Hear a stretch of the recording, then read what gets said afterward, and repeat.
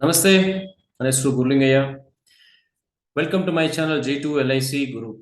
ಇವತ್ತು ಮತ್ತೆ ಇನ್ನೊಂದು ಹೊಸ ಟರ್ಮ್ ಪ್ಲಾನ್ ಏನಿದೆ ಆ ಟರ್ಮ್ ಪ್ಲಾನ್ ಬಗ್ಗೆ ಈ ವಿಡಿಯೋನ ಮಾಡ್ತಾ ಇದ್ದೀನಿ. ಈ ವಿಡಿಯೋದ ವಿಶೇಷ ಏನಪ್ಪಾ ಅಂತಂದ್ರೆ, ಈ ಪ್ಲಾನ್ ಅಲ್ಲಿ ಅದರ ಹೆಸರೇ ಹೇಳೋ ಹಾಗೆ ಎಸ್ಪೆಷಲಿ ಕ್ರೆಡಿಟ್ ಇರೋವಂಥವ್ರಿಗೆ, ಲೋನ್ ಇರೋವಂಥವ್ರಿಗೆ, ಯಾರೆಲ್ಲ ಎಸ್ಪೆಷಲಿ ಲೋನ್ ಮುಖಾಂತರ ಹೌಸಿಂಗ್ ಲೋನ್ ಆಗ್ಬೋದು, ಪರ್ಚೇಸ್ ಲೋನ್ ಆಗ್ಬೋದು, ಅಥವಾ ಕನ್ಸ್ಟ್ರಕ್ಷನ್ ಲೋನ್ ಆಗ್ಬೋದು, ಕಾಂಪೋಸಿಟ್ ಲೋನ್ ಆಗ್ಬೋದು, ಈ ರೀತಿ ಯಾರೆಲ್ಲ ಸಾಲಗಳಲ್ಲಿ ಇದಾರೆ, ಸಾಲ ಮಾಡ್ಕೊಂಡಿರ್ತಾರೆ, ಅದರ ಪ್ರೊಡಕ್ಷನ್ಗೋಸ್ಕರ ಈ ಪಾಲಿಸಿನ ಡಿಸೈನ್ ಮಾಡಿದ್ದಾರೆ ಅಂತಾನೆ ಹೇಳ್ಬೋದು. ಈ ಪಾಲಿಸಿಯ ಹೆಸರು ಹೇಳೋ ಹಾಗೇನೆ ಅದ್ರ ಮೂಲ ಉದ್ದೇಶ ಕೂಡ ಸರ್ವ್ ಆಗುತ್ತೆ ಅಂತ ಕೂಡ ಗೊತ್ತಾಗತ್ತೆ. ಸೊ LICಯ ಯುವ ಪ್ಲಾನ್ ಏನಿತ್ತು, ಯುವ ಟರ್ಮ್ ಪ್ಲಾನ್ ಏನಿತ್ತು, ಆ ಪಾಲಿಸಿಗೆ ಕಂಪೇರ್ ಮಾಡ್ಕೊಂಡ್ರೆ ಈ ಪ್ಲಾನ್ ಹೇಗೆ ಏನು ಅಂತ ತಿಳ್ಕೊಳ್ಳೋಣ. ಸೊ ಈ ಪಾಲಿಸಿಯಲ್ಲಿ ಇರುವಂತಹ ಫೀಚರ್ಸ್ ಏನು, ಬೆನಿಫಿಟ್ಸ್ ಏನಿದೆ, ಡಿಫರೆನ್ಸ್ ಏನ್ ಬರುತ್ತೆ, ಹಾಗೆ ಈ ಪಾಲಿಸಿಗೆ ಎಲಿಜಿಬಿಲಿಟಿ ಯಾರ್ಯಾರು ಎಲಿಜಿಬಿಲಿಟಿ ಇದೆ, ಮತ್ತೆ ರೆಸ್ಟ್ರಿಕ್ಷನ್ಸ್ ಏನು ಅಂತ ಕೂಡ ತಿಳ್ಕೊಳ್ಳೋಣ. ರೈಟ್.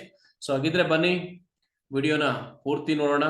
ಸೊ ಈ ವಿಡಿಯೋದ ಕೊನೆಯಲ್ಲಿ LICಯ ಕ್ರೆಡಿಟ್ ಲೈಫ್ ಪ್ಲಾನ್ ಏನಿದೆ, LICಯ ಯುವ ಕ್ರೆಡಿಟ್ ಪ್ಲಾನ್ ಏನಿದೆ ಅಥವಾ ಯುವ ಕ್ರೆಡಿಟ್ ಲೈಫ್ ಅನ್ನೋ ಪ್ಲಾನ್ ಏನಿದೆ, ಅದರ ಲೈಫ್ ಕವರೇಜ್ ಹೇಗೆ ವರ್ಕೌಟ್ ಆಗುತ್ತೆ, ಹೇಗೆ ಇನ್ಶೂರೆನ್ಸ್ ಕವರೇಜ್ ವೇರಿಯೇಷನ್ಸ್ ಇರುತ್ತೆ, ಫ್ಲಕ್ಚುಯೇಷನ್ಸ್ ಇರುತ್ತೆ ಅನ್ನೋದನ್ನ ಲಾಸ್ಟ್ ಸ್ಲೈಡ್ ಅಲ್ಲಿ ತೋರಿಸ್ತಾ ಇದ್ದೀನಿ.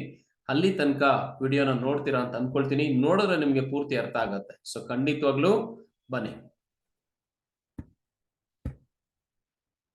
ಸೊ ಈ ಪ್ಲಾನ್ ಅಲ್ಲಿ ಇರುವಂತಹ ಫೀಚರ್ಸ್ ಏನಿದೆ, ಅದನ್ನ ಬೆನಿಫಿಟ್ಸ್ ಏನಿದೆ, ಅದನ್ನ ಪ್ರಾಡಕ್ಟ್ ಬ್ರೋಷರ್ ಒಂದ್ಸಲ ಚೆಕ್ ಮಾಡ್ಕೊಂಡು ಅರ್ಥ ಮಾಡ್ಕೊಂಡು ಪ್ರಾಡಕ್ಟ್ ನ ಬೈ ಮಾಡ್ಲಿಕ್ಕಿಂತ ಮುಂಚೆ ಕನ್ಕ್ಲೂಷನ್ ಮಾಡ್ಕೊಳ್ತೀರಾ ಅಂತ ಅನ್ಕೊಳ್ತೀನಿ.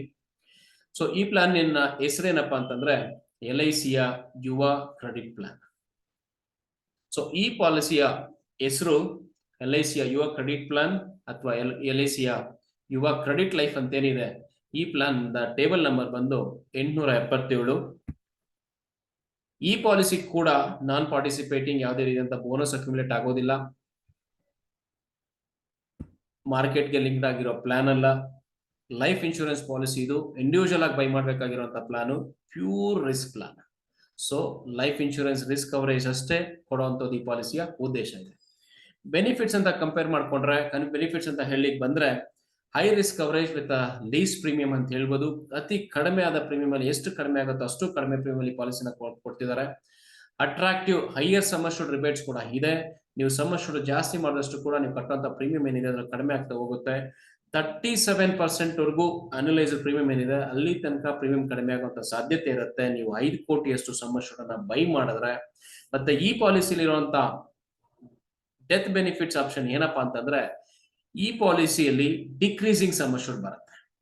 ಸೊ ಡಿಕ್ರೀಸಿಂಗ್ ಸಮ್ ಅಶ್ಯೂರ್ಡ್ ಅಂತಂದ್ರೆ ಪಾಲಿಸಿ ಟರ್ಮ್ ಮುಗಿತಾ ಮುಗಿತಾ ಮುಗಿತಾ ಕವರೇಜ್ ಏನಿದೆ ಆ ವ್ಯಾಲ್ಯೂ ಕೂಡ ಕಡಿಮೆ ಆಗ್ತಾ ಹೋಗುತ್ತೆ. ಅದು ಯಾಕೆ, ಹೇಗೆ ಅಂತ ಮುಂದಿನ ಸ್ಲೈಡ್ಸ್ ತಿಳ್ಕೊಳ್ಳೋಣ. ಸೊ ಬೇಸಿಕ್ ಸಮ್ ಅಶ್ಯೂರ್ಡ್ ಏನಿದೆ ಮತ್ತೆ ಪಾಲಿಸಿಯ ಟರ್ಮ್ ಮೇಲೆ ಈ ಡಿಕ್ರೀಸಿಂಗ್ ಸಮ್ ಅಶ್ಯೂರ್ಡ್ ಏನಿದೆ ಇದು ವೇರಿಯೇಷನ್ ಆಗ್ತಾ ಹೋಗುತ್ತೆ. ಹಾಗೆ ಇಂಟ್ರೆಸ್ಟ್ ಆಫ್ ಲೋನ್ ರಿಪೇಮೆಂಟ್ ಏನಿದೆ ಅದರ ಪರ್ಸೆಂಟೇಜ್ ಮೇಲೂ ಕೂಡ ಡೆತ್ ಬೆನಿಫಿಟ್ಸ್ ವೇರಿಯೇಷನ್ ಆಗ್ತಾ ಹೋಗುತ್ತೆ. ಸೊ ಇಂಟ್ರೆಸ್ಟ್ ರೇಟ್ 6% ಇದೆಯಾ, 7% ಇದೆಯಾ, 8% ಇದೆಯಾ, 10% ಇದೆಯಾ, ಸೊ ಅದರ ಬೇಸಿಸ್ ಮೇಲೂ ಕೂಡ ಡೆತ್ ಬೆನಿಫಿಟ್ಸ್ ವೇರಿಯೇಷನ್ ಆಗ್ತಾ ಹೋಗುತ್ತೆ. ಸೊ 2 ಕ್ಯಾಟಗರಿಯಲ್ಲಿ ಪ್ರೀಮಿಯಂ ನ ಲೋಡ್ ಮಾಡ್ತಾರೆ. ಒಂದು ನಾನ್ ಸ್ಮೋಕರ್ ರೇಟ್ಸ್ ಮತ್ತೆ ಇನ್ನೊಂದು ಸ್ಮೋಕರ್ ರೇಟ್ಸ್. ಸೊ ನಾನ್ ಸ್ಮೋಕರ್ಗೆ ಪ್ರೀಮಿಯಂ ನಾರ್ಮಲ್ ಆಗಿರುತ್ತೆ.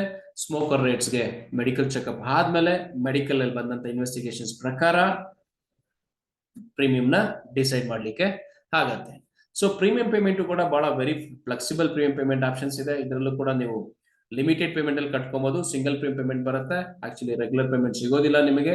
ಲಿಮಿಟೆಡ್ ಪ್ರೀಮಿಯಂ ಮತ್ತೆ ಸಿಂಗಲ್ ಪ್ರೀಮಿಯಂ ಆಪ್ಷನ್ ಅಲ್ಲಿ ನಿಮಗೆ ಪ್ರೀಮಿಯಂ ಪೇಮೆಂಟ್ ಆಪ್ಷನ್ ಸಿಗುತ್ತೆ. ಸೊ ಎಲಿಜಿಬಿಲಿಟಿ ಯಾರ್ಯಾರೆಲ್ಲ ಪಾಲಿಸಿ ಬೈ ಮಾಡಬಹುದು ಅಂತ. ಓಕೆ, ಎಲಿಜಿಬಿಲಿಟಿ ಅಂತ ಬಂದಾಗ ವರ್ಕಿಂಗ್ ಕ್ಲಾಸ್ ಯಾರು ಬೇಕಾದ್ರೂ ಬೈ ಮಾಡಬಹುದು, ಬಿಸ್ನೆಸ್ ಕ್ಲಾಸ್ ಯಾರು ಬೇಕಾದ್ರೂ ಬೈ ಮಾಡಬಹುದು, ITRs ಅಂತ ಇರ್ಲೇಬೇಕಾಗಿ ಬರುತ್ತೆ. ಇದು ಪ್ಯೂರ್ ಟರ್ಮ್ ಪಾಲಿಸಿ ಆಗಿರೋದ್ರಿಂದ ಇನ್ಕಮ್ ಟ್ಯಾಕ್ಸ್ ಅಥವಾ ಇನ್ಕಮ್ ಪ್ರೂಫ್ಸ್ ಅಂತ ನಾವೇನ್ ಕರಿತೀವಿ, ಅರ್ನಿಂಗ್ ಪ್ರೂಫ್ಸ್ ಅಂತೂ ಬೇಕೇ ಬೇಕಾಗತ್ತೆ. ಜೊತೆಗೆ ಈ ಪಾಲಿಸಿಗೆ ಎಸ್ಪೆಷಲಿ ಪಾಲಿಸಿ ಹೌಸಿಂಗ್ ಲೋನ್ಸ್ ಅಥವಾ ಪರ್ಚೇಸ್ ಲೋನ್ಸ್ ಅಥವಾ ಕಾಂಪೋಸಿಟ್ ಲೋನ್ಸ್ ಇರುವಂತವ್ರಿಗೆ ಮ್ಯಾಕ್ಸಿಮಮ್ ಬೆನಿಫಿಟ್ ಆಗುವಂತ ಪಾಲಿಸಿ ಇದು. ಸೊ ಮಿನಿಮಮ್ ಎಂಟ್ರಿ ಏಜ್ 18 ವರ್ಷ ಕಂಪ್ಲೀಟ್ ಆಗಿರಬೇಕು, ಮ್ಯಾಕ್ಸಿಮಮ್ 45 ಇಯರ್ಸ್ ಆಗಿರಬೇಕು, ಮ್ಯಾಕ್ಸಿಮಮ್ 45 ಇಯರ್ಸ್ ವರೆಗೂ ಕೊಡ್ತಾರೆ. ಅದರಿಂದ ಮೇಲ್ಪಟ್ಟಂತವ್ರಿಗೆ ಈ ಪಾಲಿಸಿ ಎಲಿಜಿಬಿಲಿಟಿ ಇರೋದಿಲ್ಲ. ನಾರ್ಮಲ್ ಟರ್ಮ್ ಪಾಲಿಸಿ ಏನಿದೆ ಅದನ್ನ ಬೈ ಮಾಡ್ಬೇಕಾಗಿ ಬರುತ್ತೆ. ಮಿನಿಮಮ್ ಮೆಚುರಿಟಿ ಏಜ್ ಬಂದಿಲ್ಲ 23 ವರ್ಷ ಇದೆ. ಸೊ ಇದು ಕೂಡ 20 ಇಯರ್ಸ್ ಕಂಪ್ಲೀಟ್ ಆಗಿರಬೇಕು. ಮ್ಯಾಕ್ಸಿಮಮ್ ಮೆಚುರಿಟಿ ಏಜ್ 75 ವರ್ಷದವರೆಗೂ ಪಾಲಿಸಿ ಕವರೇಜ್ ಸಿಗುತ್ತೆ. ಸೊ ಪಾಲಿಸಿ ಟರ್ಮ್ ಅಂತ ಬಂದಾಗ ಅಲ್ಲಿ 5 ಇಯರ್ಸ್ ಇಂದ 30 ಇಯರ್ಸ್ ವರೆಗೂ ಸಿಗುತ್ತೆ. ಮಿನಿಮಮ್ ಟರ್ಮ್ 5 ಇಯರ್ಸ್ ಇದೆ. ಸೊ ಬೇರೆಲ್ಲ ಪಾಲಿಸೀಸ್ ಅಲ್ಲಿ ನಿಮ್ಗೆ 5 ಇಯರ್ಸ್ ಟರ್ಮ್ ಸಿಗೋದಿಲ್ಲ. ಇದರಲ್ಲಿ ಕ್ಯಾಚಿ ಪಾಯಿಂಟ್ ಅಂತಂದ್ರೆ, ಇಂಟ್ರೆಸ್ಟಿಂಗ್ ಅಂತಂದ್ರೆ, ಮಿನಿಮಮ್ 5 ಇಯರ್ಸ್ ಟರ್ಮ್ ಏನಿದೆ ಆ ಟರ್ಮ್ ಇಂದ ಸ್ಟಾರ್ಟ್ ಮಾಡ್ಕೊಂಡು ನೀವು 30 ಇಯರ್ಸ್ ತನಕ ಲೈಫ್ ಇನ್ಶೂರೆನ್ಸ್ ಕವರೇಜ್ ನ ಇಟ್ಕೊಬಹುದು. ಸೊ ಮಿನಿಮಮ್ ಸಮ್ ಅಶ್ಯೂರ್ಡ್ ಅಂತ ಬಂದ್ರೆ 50 lakhs, ಮ್ಯಾಕ್ಸಿಮಮ್ ಕವರೇಜ್ 5 lakhs ವರೆಗೂ ಅಲೋಡ್ ಇದೆ. ಅಬೋವ್ 5 lakhs 5 crores ಏನಿದೆ, 5 ಕೋಟಿ ಮೇಲೆ ಬಂದಂತ ಕವರೇಜ್ಗೆ ಕೇಸ್ ಟು ಕೇಸ್ ಡಿಸೈಡ್ ಮಾಡಿ ಅಂಡರ್ ರೈಟರ್ಸ್ ಡಿಸಿಷನ್ ತಗೊಳ್ತಾರೋ ಅದೇ ಫೈನಲ್ ಆಗುತ್ತೆ. ಸೊ ಮಿನಿಮಮ್ ಪ್ರೀಮಿಯಂ ಅಗೇನ್ 3000 ಆಗುತ್ತೆ. ಸೊ ರೆಗ್ಯುಲರ್ ಪ್ರೀಮಿಯಂ ಅಥವಾ ಲಿಮಿಟೆಡ್ ಪ್ರೀಮಿಯಂ ಪೇಮೆಂಟ್ ಬಂದಾಗ ಇದರಲ್ಲಿ ರೆಗ್ಯುಲರ್ ಆಪ್ಷನ್ಸ್ ಅಂದ್ರೆ ಫುಲ್ ಟರ್ಮ್ ಪ್ರೀಮಿಯಂ ಪೇ ಮಾಡೋ ಆಪ್ಷನ್ಸ್ ಇರೋದಿಲ್ಲ. ಇದರಲ್ಲಿ ಲಿಮಿಟೆಡ್ ಪ್ರೀಮಿಯಂ ಅಷ್ಟೇ ಇರೋದ್ರಿಂದ 3000 rupees ಮಿನಿಮಮ್ ಬರುತ್ತೆ.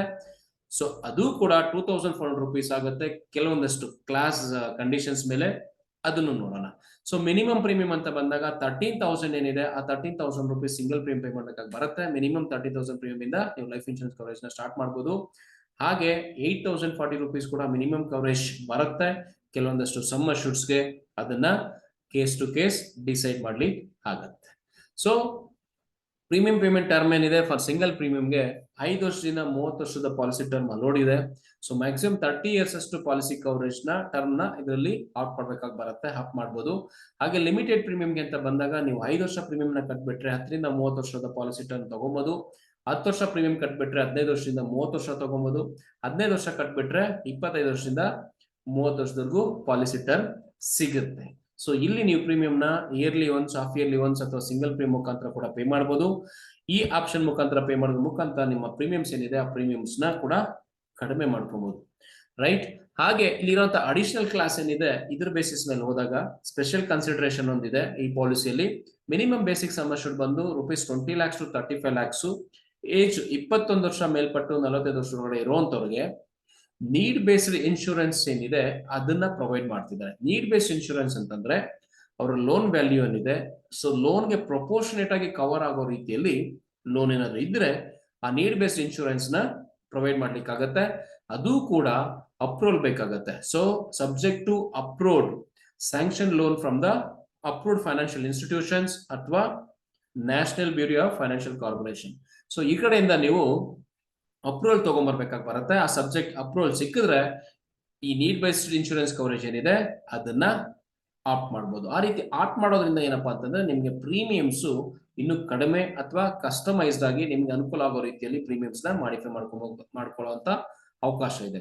ಅದು ಕೂಡ ನಿಮ್ಮ ಇಂಟ್ರೆಸ್ಟ್ ರೇಟ್ಸ್ ಏನಿದೆ 6%, 7%, 8% ಅಥವಾ ನೀವು ಲೋನ್ ಯಾವ ರೀತಿ ಇಂಟ್ರೆಸ್ಟ್ ನಿಮ್ಮ ಲೋನ್ ತಗೊಂಡಿರುವಂತ ರೀಪೇಮೆಂಟ್ ಲೋನ್ ಏನಿದೆ ಅದರಲ್ಲಿರುವಂತ ಇಂಟ್ರೆಸ್ಟ್ ಬೇಸ್ ಮೇಲೂ ಕೂಡ ಪ್ರೀಮಿಯಂ ನ ಮಾಡಿಫೈ ಮಾಡ್ತಾರೆ ಅಥವಾ ಕಸ್ಟಮೈಸ್ಡ್ ಮಾಡಿ ಪಾಲಿಸಿನ ಬೈ ಮಾಡಬಹುದು. ಸೊ ಇದಕ್ಕೆ ಸಂಬಂಧಪಟ್ಟ ಹೆಚ್ಚಿನ ಡೀಟೇಲ್ಸ್ ನ ಪಾಲಿಸಿನ ಕಂಟ್ರೋಲ್ ಮಾಡ್ಲಿಕ್ಕಿಂತ ಮುಂಚೆ ಅಥವಾ ಪ್ರಪೋಸಲ್ ನ ಸಬ್ಮಿಟ್ ಮಾಡ್ಲಿಕ್ಕಿಂತ ಮುಂಚೆ ಅಥವಾ ಪಾಲಿಸಿ ಬ್ರೋಚರ್ ಇರುವಂತಹ ಡೀಟೇಲ್ಸ್ ನ ಕನ್ಕ್ಲೂಡ್ ಮಾಡ್ಕೊಂಡು ಮುಂದುವರಿಬೇಕು ಅಂತ ಸಜೆಸ್ಟ್ ಮಾಡ್ತಾ, ಸೊ ಈ ಪಾಲಿಸಿಲಿ ಇರುವಂತ ಪ್ರೀಮಿಯಮ್ಸ್ ಏನ್ ಬರುತ್ತೆ, ಈ ಕವರೇಜ್ ಹೇಗೆ ವರ್ಕೌಟ್ ಆಗುತ್ತೆ ಅನ್ನೋದನ್ನ ನೋಡೋಣ. ಸೊ ಇಲ್ಲೊಂದು ಎಕ್ಸಾಂಪಲ್ ಕೊಟ್ಟಿದ್ದಾರೆ, ಇದ್ರ ಮುಖಾಂತರ ಅರ್ಥ ಮಾಡ್ಕೊಳ್ಳೋದು ಈಸಿ. ಏನಪ್ಪಾ ಅಂತಂದ್ರೆ ಬೇಸಿಕ್ ಸಮ್ ಅಶ್ಯೂರ್ಡ್ ಒಂದು 50 ಲಕ್ಷದ ಪಾಲಿಸಿ ತಗೊಂಡ್ರೆ ಇಂಟ್ರೆಸ್ಟ್ ರೇಟ್ 8% ಇತ್ತು. ಮತ್ತೆ ಆ ಪಾಲಿಸಿದಾರ ನಾನ್ ಸ್ಮೋಕರು, ಮೇಲು, ಪಾಲಿಸಿ ಟರ್ಮ್ 25 ವರ್ಷದ್ದು ಟರ್ಮ್ ಇದೆ ಅಂತ ಅಂದ್ಕೊಂಡಾಗ ಈ ಏಜ್ ಕ್ಯಾಟಗರಿಗೆ ಏನ್ ಪ್ರೀಮಿಯಂ ಸಿಗುತ್ತೆ ಅಂತ ಚಾರ್ಟ್ ತೋರಿಸ್ತಿದೆ. ಸೊ ಇದ್ರ ಪ್ರಕಾರ ಹೇಳೋದಾದ್ರೆ 20 ವರ್ಷ ಏಜ್ ಇರುವಂತವ್ರು 20 ವರ್ಷ ಏಜ್ ಇರುವಂತವ್ರು ಸಿಂಗಲ್ ಪ್ರೀಮಿಯಂ ಪೇ ಮಾಡ್ತೀವಿ ಅಂದ್ರೆ 40,900 ರೂಪಾಯಿ ಏನಿದೆ ಆ ಪ್ರೀಮಿಯಂ ನ ಪೇ ಮಾಡ್ಬೇಕಾಗಿ ಬರುತ್ತೆ. ಸೊ ಅದೇ ಆನ್ಯುವಲ್ ಪ್ರೀಮಿಯಂಗೆ ಅಂತ ಹೋಗ್ತೀವಿ, ಲಿಮಿಟೆಡ್ ಪ್ರೀಮಿಯಂ ಆಪ್ಷನ್ ಅಲ್ಲಿ ಕೇವಲ 5 ವರ್ಷ ಪ್ರೀಮಿಯಂ ಕಟ್ತೀವಿ ನಾವು. 25 ಇಯರ್ಸ್ ನಮಗೆ ಲೈಫ್ ಕವರೇಜ್ ಬೇಕು, 50 lakhs ಕವರೇಜ್ ಅಂತಂದ್ರೆ 10,100 ರೂಪಾಯಿನ ಪ್ರೀಮಿಯಂ ಬೇಕಾಗಿ ಬರುತ್ತೆ. ಸೊ 10 ಇಯರ್ಸ್ ಪೇ ಮಾಡ್ತೀವಿ ಅಂದ್ರೆ 6,100 ರೂಪಾಯಿ ಕಟ್ಬೇಕಾಗಿ ಬರುತ್ತೆ. 15 ಇಯರ್ಸ್ಗೆ 4,850 ರೂಪಾಯಿ ಪ್ರೀಮಿಯಂ ನ ಪೇ ಮಾಡಿ 25 ಇಯರ್ಸ್ ವರೆಗೂ ಇನ್ಶೂರೆನ್ಸ್ ಕವರೇಜ್ ನ ಆಫ್ ಮಾಡ್ಕೊಬಹುದು. ಇದು 8% ರೇಟ್ ಆಫ್ ಇಂಟ್ರೆಸ್ಟ್ ಇರುವಂತ ಒಂದು ಪಾಲಿಸಿದಾರನಿಗೆ. ಅದೇ 30 ವರ್ಷ ಏಜ್ ಆಗಿದ್ರೆ ಸಿಂಗಲ್ ಪ್ರೀಮಿಯಂ ಕಟ್ತೀವಿ ಅಂದ್ರೆ 53,550 ರೂಪಾಯಿ ಕಟ್ಬೇಕಾಗಿ ಬರುತ್ತೆ. ಸೊ 5 years ಪೇಮೆಂಟ್ ಮಾಡ್ತೀನಿ ಅಷ್ಟೇ, ನನಗೆ 25 ವರ್ಷ ಪಾಲಿಸಿ ಟರ್ಮ್ ಬೇಕಂದ್ರೆ ಅವ್ರು 13,150 ರೂಪಾಯಿ ಕಟ್ಟಬೇಕು. 10 yearsಗೆ 7,900, 15 yearsಗೆ 6,200 ರೂಪಾಯಿ. ಇಲ್ಲಿ 10 yearsಗೆ 7,900 ರೂಪಾಯಿ ಅಂದ್ರೆ 79,000 ರೂಪಾಯಿ ಅಷ್ಟು ಪ್ರೀಮಿಯಂ ನ ಪೇ ಮಾಡ್ತೀವಿ. ಬಟ್ ಕವರೇಜ್ ಬಂದು 50 lakhs ಅಷ್ಟು ಕವರೇಜ್ ಇರುತ್ತೆ, ರೈಟ್? ಸೊ 40 ವರ್ಷದವರೆಗೆ 1,03,450 ರೂಪಾಯಿ ಇದೆ ಸಿಂಗಲ್ ಪ್ರೀಮಿಯಮ್. 5 years ಪೇ ಮಾಡ್ತೀನಿ ಅಂದ್ರೆ 25,100 ರೂಪೀಸು. 10 years ಪೇ ಮಾಡ್ತೀನಿ ಅಂದ್ರೆ 14,900 ರೂಪೀಸು. 15 years ಪೇ ಮಾಡ್ತೀನಿ ಅಂದ್ರೆ 11,650. ಸ್ನೇಹಿತರೆ, ಇಲ್ಲಿ ಸಿಂಗಲ್ ಪ್ರೀಮಿಯಂ ಹೋದಾಗ ನೀವು ಪೇ ಮಾಡಬೇಕಾಗಿರುವಂತ ಅಮೌಂಟ್ 1,03,450 ರೂಪೀಸ್ ಬರುತ್ತೆ. ಇಲ್ಲಿ 5 years ಪೇ ಮಾಡ್ತೀವಿ ಅಂದ್ರೆ 1.25 ಲಕ್ಷ ರೂಪಾಯಿ ಅಷ್ಟು ಪೇ ಮಾಡಬೇಕು ಅಪ್ರಾಕ್ಸಿಮೇಟ್ ಆಗಿ. 14,900 ರೂಪಾಯಿ ಅಂದ್ರೆ ಇದು ಇನ್ನು 1,49,000 ಆಗುತ್ತೆ. 15 ವರ್ಷ ಕಟ್ತೀವಿ ಅಂದ್ರೆ ಖಂಡಿತವಾಗ್ಲೂ ಈ 3 ಆಪ್ಷನ್ ಗಿಂತ ಹೆಚ್ಚಿಗೆನೆ ಪೇ ಮಾಡ್ತಿರ್ತೀವಿ. ಸೊ ಇಲ್ಲಿ ನೀವು ಕೂಡ ಅಬ್ಸರ್ವ್ ಮಾಡಬಹುದು, ಕಡಿಮೆ ಪ್ರೀಮಿಯಂ ಅಥವಾ ಸಿಂಗಲ್ ಪ್ರೀಮಿಯಂ ಆಪ್ಷನ್ ಹೋದಾಗ ನಿಮ್ಗೆ ಬೇಕಾಗಿರೋ ಕವರೇಜ್ ಏನಿದೆ ಅದನ್ನ ಆಫ್ ಮಾಡ್ಕೊಳ್ಳೋ ಮುಖಾಂತರ ಒನ್ ಟೈಮ್ ಪೇಮೆಂಟ್ ಮಾಡಿ ನಿಮ್ಮ ಕಮಿಟ್ಮೆಂಟ್ ನ ಕ್ಲಿಯರ್ ಮಾಡ್ಕೊಳ್ಳೋದಲ್ಲದೆ ಜೊತೆಗೆ ಇನ್ಶೂರೆನ್ಸ್ ಕವರೇಜ್ ಕೂಡ ಲಾಂಗ್ ಟರ್ಮ್ ಆಗಿ ಹಾಕ್ ಮಾಡಬಹುದು. ಸ್ನೇಹಿತರೆ, ಇದು 8% ರೇಟ್ ಆಫ್ ಇಂಟ್ರೆಸ್ಟ್ ಆದ್ರೆ, ಇಂಟ್ರೆಸ್ಟ್ ರೇಟ್ ಜಾಸ್ತಿ ಆದ್ರೆ ಈ ಖಂಡಿತವಾಗ್ಲೂ ಈ ಪ್ರೀಮಿಯಂ ಕೂಡ ಜಾಸ್ತಿ ಆಗ್ಬೋದು, ವೇರಿಯೇಷನ್ಸ್ ಆಗುತ್ತೆ. ಈ ಇಂಟ್ರೆಸ್ಟ್ ಫ್ಲಕ್ಚುಯೇಷನ್ಸ್ ಮೇಲೆ ಯಾವ ಇಂಟ್ರೆಸ್ಟ್ ಅಲ್ಲಿ ನೀವು ಪಾಲಿಸಿ ಬೈ ಮಾಡ್ತಾ ಇದ್ದೀರಾ ಅಥವಾ ನಿಮ್ಮ ಲೋನ್ ರಿಪೇಮೆಂಟ್ ಇಂಟ್ರೆಸ್ಟ್ ರೇಟ್ ಏನಿದೆ ಅದರ ಬೇಸಿಸ್ ಮೇಲೆ ಈ ಪ್ರೀಮಿಯಂ ಕೂಡ ವೇರಿಯೇಷನ್ ಆಗ್ತಾ ಹೋಗುತ್ತೆ. ಸೊ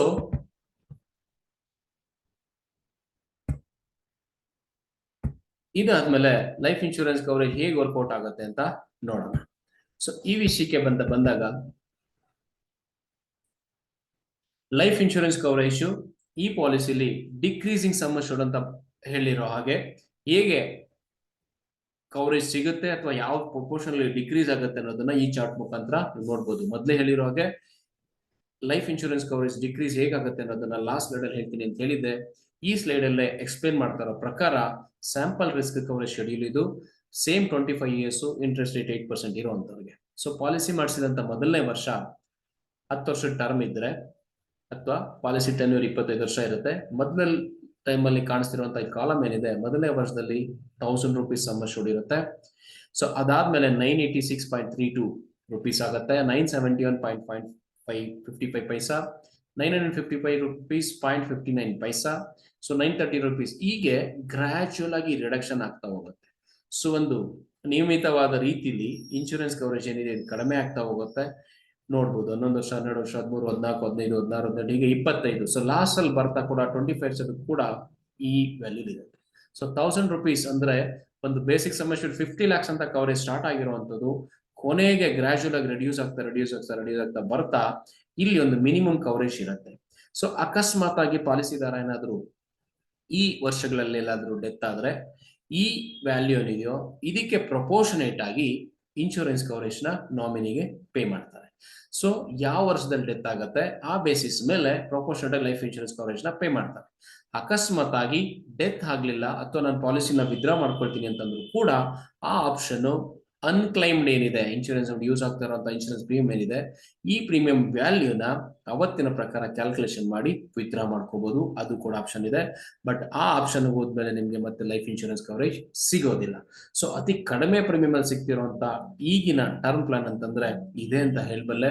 ಸೊ ನಿಮ್ಮ ಲಯಬಿಲಿಟಿ ಏನಿದೆ, ಎಸ್ಪೆಷಲಿ ಹೌಸಿಂಗ್ ಲೋನ್ಸ್ ಅಥವಾ ಕನ್ಸ್ಟ್ರಕ್ಷನ್ ಲೋನ್ಸ್ ಮುಖಾಂತರ ಇಟ್ಟಿರುವಂತ ಲೋನ್ ಏನಿದೆ ಆ ಲೋನ್ ಅನ್ನ ನೀವು ಪ್ರೊಟೆಕ್ಟ್ ಮಾಡ್ಕೋಬೇಕು. ನಿಮ್ಮ ಡಿಪೆಂಡೆಂಟ್ಸ್ಗೆ ಆ ಲೋನ್ ಅನ್ನ ಟ್ರಾನ್ಸ್ಫರ್ ಮಾಡಬಾರ್ದು ಅಂತ ಅನ್ಕೊಂಡಿದ್ರೆ ಖಂಡಿತವಾಗ್ಲೂ ಇದು ನಿಮಗೆ ಬೆಸ್ಟ್ ಟೂಲ್ ಅಂತ ಹೇಳ್ತೀನಿ, best option for everyone. So ಈ ವಿಡಿಯೋದಲ್ಲಿ ಇದ್ದಂತ ಇನ್ಫಾರ್ಮೇಶನ್ ನಿಮ್ಗೆ ಯೂಸ್ಫುಲ್ ಆಗಿತ್ತು ಅಂತಂದ್ರೆ ಖಂಡಿತವಾಗ್ಲೂ ಚಾನಲ್ ನ ಸಬ್ಸ್ಕ್ರೈಬ್ ಮಾಡೋದನ್ನ ಮರಿಬೇಡಿ. ಹಾಗೆ ಲೈಕ್ ಮಾಡಿ, ಇಷ್ಟ ಆಗ್ಲಿಲ್ಲ ಅಂತಂದ್ರೆ ಥಮ್ಸ್ ಡೌನ್ ಕೂಡ ಮಾಡ್ಬೋದು. ಜೊತೆಗೆ ಈ ವಿಡಿಯೋನ ಹೆಚ್ಚೆಚ್ಚು ಶೇರ್ ಮಾಡ್ತಾ ಬೇರೆಗೂ ಕೂಡ ಇದರ ಇನ್ಫಾರ್ಮೇಶನ್ ನ ಶೇರ್ ಮಾಡಿ, ಅವ್ರಿಗೂ ಹೆಲ್ಪ್ ಆಗುತ್ತೆ. ಸೊ ಅವ್ರ ಫ್ಯಾಮಿಲಿ ಕೂಡ ನಿಮ್ಮಿಂದ ಸುಭದ್ರ ಕಾಣುತ್ತೆ. ಸೊ ಅಭಿಪ್ರಾಯಗಳನ್ನ ಕಮೆಂಟ್ ಬಾಕ್ಸ್ ಅಲ್ಲಿ ಹಾಕ್ತಾ ಹೋಗ್ಬೋದು ಅಂತ ಹೇಳ್ತಾ ವಿಡಿಯೋನ ಪೂರ್ತಿ ನೋಡಿದಕ್ಕೆ ಧನ್ಯವಾದಗಳನ್ನ ಹೇಳ್ತೀನಿ. ಮತ್ತೆ ಮುಂದೆ ಬರುವಂತ ಎಲ್ಲಾ ವಿಡಿಯೋಗಳನ್ನು ನೀವು ನೋಡ್ಬೇಕು ಅಂತಂದ್ರೆ ಬೆಲ್ ನೋಟಿಫಿಕೇಶನ್ ಏನಿದೆ ಅದನ್ನ ಕ್ಲಿಕ್ ಮಾಡಿ. ಅದರ ಮುಖಾಂತರ ನಿಮ್ಮ ಮುಂದಿನ ವಿಡಿಯೋ ನಿಮಗೋಸ್ಕರ ಕಾಯ್ತಾ